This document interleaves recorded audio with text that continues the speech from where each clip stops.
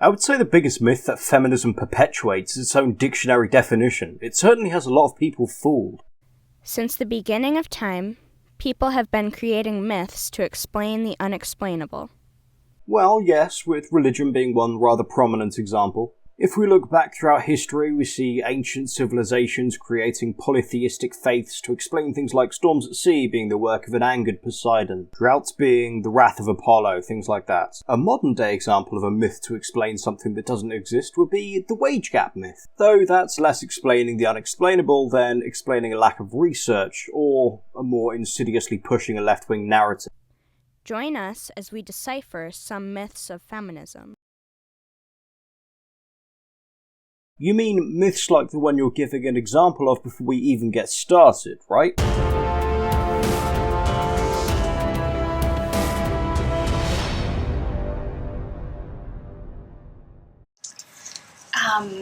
I think feminism is important because it touches every single part of my life. Well, I'm certainly glad you found something to give your life some kind of meaning. A lot of people go for traditional religions, but I see you've adopted the religion of social justice. It touches my relationships, it touches my politics, it touches my job. Oh, I can imagine you just being tons of fun around the office, monitoring talks and jokes to ensure they're not sexist in any meaningful kind of way. And of all things, I think feminism should be kept out of relationships. Isn't it odd how social justice warriors bang on about how the church should stay out of people's bedrooms, man? What goes on is none of their business, but do exactly the same to ensure a relationship isn't traditionally conservative. You're a stay-at-home mother? Sinner against social justice. My friendships. So it just is really important to me.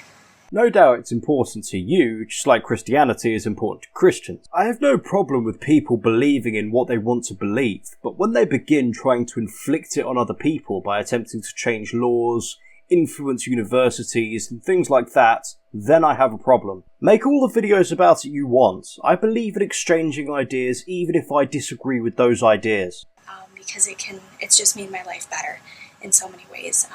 It's given me the courage to stand up for myself, and it's given me the courage to go after my dreams. It's sad that it takes something like this to bring regular human traits out of you. And why exactly do you feel you couldn't follow your dreams without this feminist ideology backing you up? I mean, no offence, but you don't look like the type who might be pursued to be somebody's housewife by a whole lot of people. I think a common misconception of feminism is that a lot of times people think it only benefits women. I don't think that people thinking it only benefits women is the myth. That's something feminists have been saying for a while now. I think the myth here is that it does actually only benefit women. I can't think of a single example of how feminism might benefit a man. Actually, that's not strictly true. I've seen feminist women wearing tops saying, "I only date feminists." So, if you're that desperate you'd settle for a fanatical, idiotic, misandrist bitch, then perhaps feminism could benefit a man. When really it benefits everyone. I'm sure there'll be examples and not a transition away from what this guy's saying when he's finished saying it. That was, sarcasm if you didn't pick it up there. The next part I'm going to trim down, turn down, and speed up for your benefit because it's just pointless, so you're welcome. What the hell, I'll just replace the audio altogether.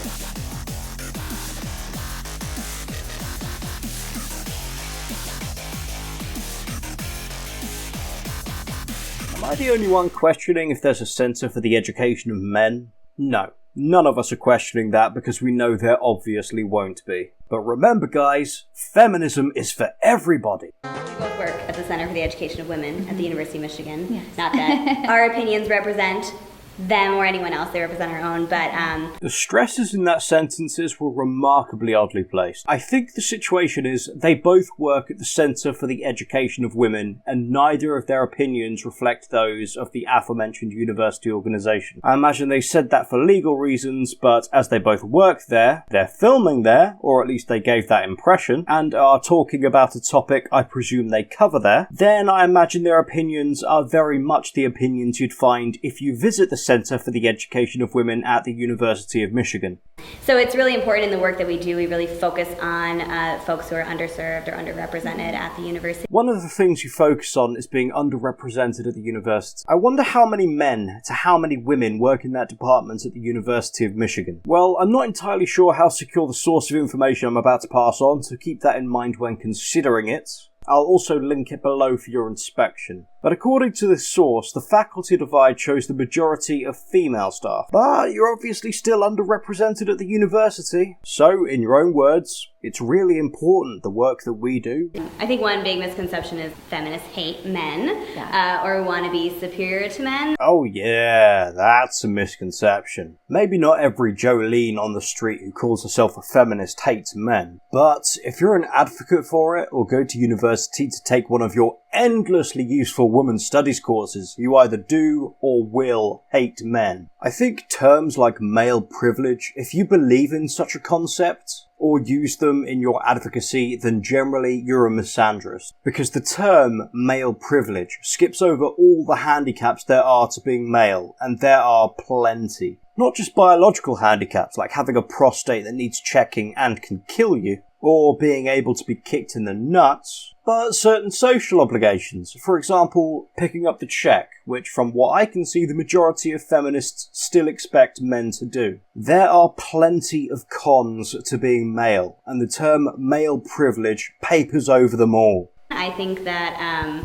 that comes from when you have so much privilege based on your gender. Oh yeah, so much privilege. There are so many things men can do that women can't in my current year, am I right? I'd appreciate examples of this, and anyone who says wage gap is getting kicked right in the shin. They're not saying all men have all kinds of privilege, but they have, gender privilege. Not all men have privilege, but all men have male privilege. How did she dress herself this morning, nonetheless get a job with a university? Our species is doomed. What a shame. We really had some potential.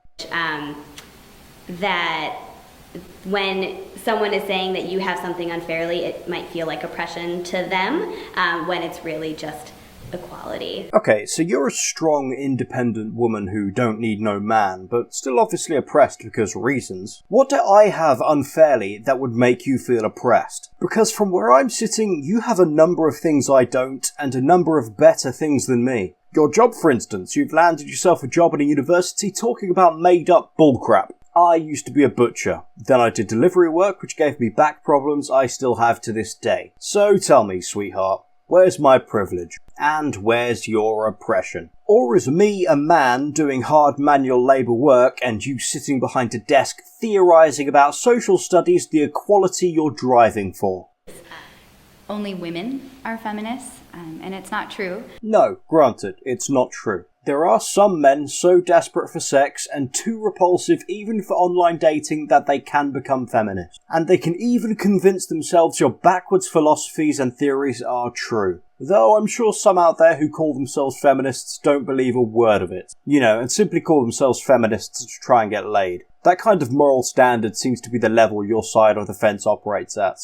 Feminism is for anyone and everyone who believes in equality and equity. Absolute bullshit. The word you're looking for is egalitarianism. But as that's not centered around women, as the prefix of feminism clearly implies, it's something you want nothing to do with. Despite it being more appropriate if the goals you stated were what you were actually going for. So there are certainly men that are feminists. I find it quite interesting that you say there are definitely some male feminists, which seems to imply to me that you think all women are feminists. And as you think you hold the moral high ground of feminism, to me this demonstrates your misandry once again. Of course all women are in the right by being feminists, and I'm sure there have to be some men who aren't complete monsters who are also feminists. I admit there's quite a stretched assumption, but I wouldn't put it past them. I'm going to cut out the last 24 seconds of their video as it's just music, weird footage of women doing various things, and credits. And an American flag, which I was quite surprised to see. I thought that triggered social justice warriors, a symbol of freedom which they seem determined to ruin. So lovely viewers, what do you think the Center for Education of Women should do? I personally think they should teach men how to cope with women, as they can go from casual to back rap crazy in under 3 seconds. I'll put the comments that make me laugh the most at the end of my next video, and as always, thank you for your time.